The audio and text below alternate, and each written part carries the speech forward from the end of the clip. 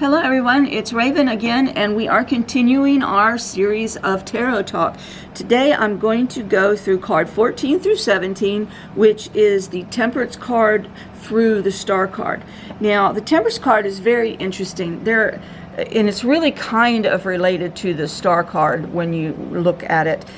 You have a gentleman who a lot of time is juggling things. You know, he's juggling the earth, he's juggling the moon and something else, but he's managing to do all these things at once. He's got a foot on the ground and one in the water, which is his connection to spirit and earthly things, the mundane and the spiritual.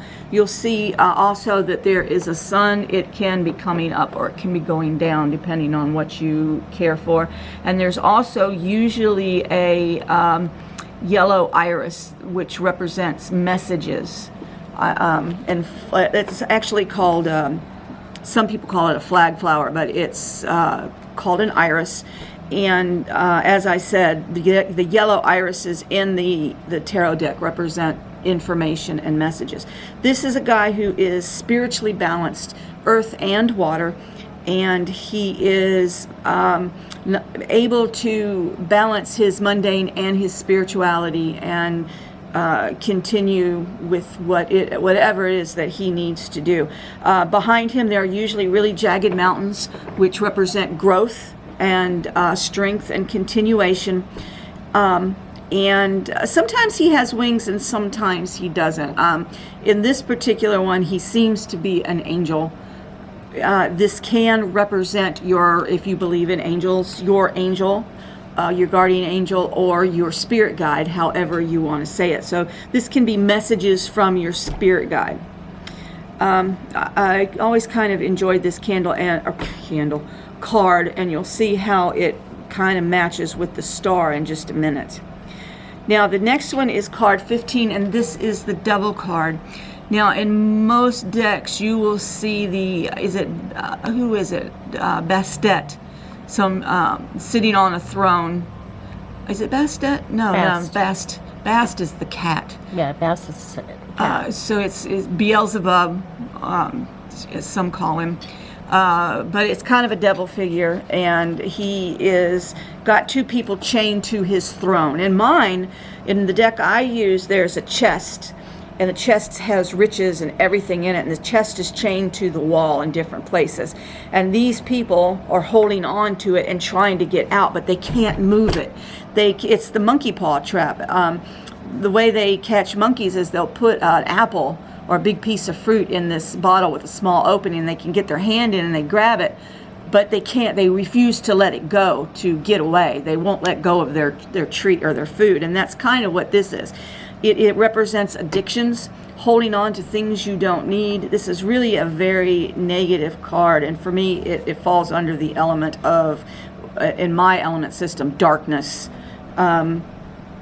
I guess you could see it as fire, because usually it does represent Beelzebub in this.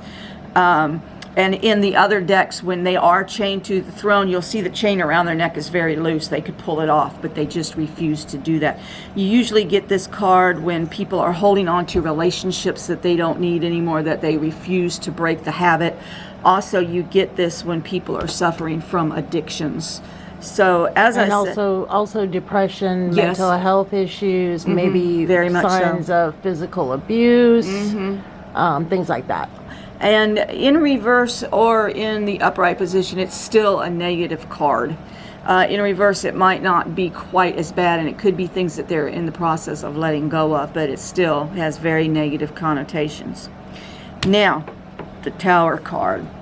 You love this card. I love this card. I really don't love to see it in people's readings, though. The Tower card is just that. It's usually a tower with lightning striking it. You'll see fire coming out of the top and people falling off of it. Mine looks kind of like a lighthouse. It's right by a really rough sea.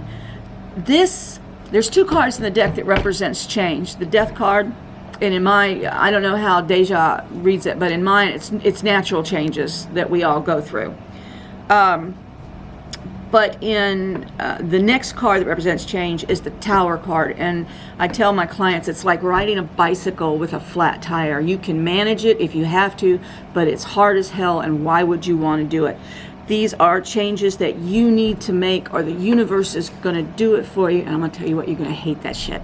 If the universe does it, because the universe is like a flood, and it goes the path of least resistance, and it will plow you over. These, right along with the Devil card, when you get the Tower card, it represents addictions that has escalated. Everything that the Devil card is, the Tower card is, and more. You can take care of these things. It's going to be hard, but you can do it. It also represents what I call, well, what's called a dark night of the soul. And that's when everything in your life seems to go to crap. And just when you think it can't get any worse, you get bitch slapped with something else. But when you come out of this, you, if you're a gamer, and I'm not, you're leveling up. So if you're in Zelda, you level up one. It means that your spirituality, you're going to come out of it a stronger and better person, and your spiritual self, hopefully, is going to be the better for it. Some people, they get this card and they never get out of it because they never make the necessary changes. This is, when you get the Tower, it is a warning, people. Do what you need to do to fix this situation. Now, the final card that I'm going to do is card 17, and it is the Star card. If you look, she also has a foot or a knee on land and one in water, but in this case she's also pouring water on land and back in the water. There's usually stars around her, and sometimes jagged mountains in the back. The Star card for me is, the way I read it, it's like a Pandora's box. You've opened up Pandora's box with the Tower card, but there is hope with the Star card. It's the Star of Hope, if you will.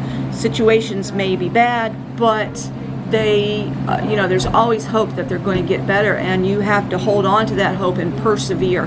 And in this one, because there is I should have mentioned, the Tower card is a very fiery card. It's also darkness in mine, but dark and fire. Where the Star card is water, definitely. It does represent spirituality, but it's the person that is starting to come out of the Tower, and they're really hardcore into their personality. Like I said, where the Tower is the dark night and your spirituality is going to go up, you're going to get on a higher vibration. The Star is that vibration. And you are going to really bask in that for a while before you move on to the next stage. This has been Raven with Twisted Sisters Mojo. Please hit that like and subscribe button, and I look forward to seeing you again.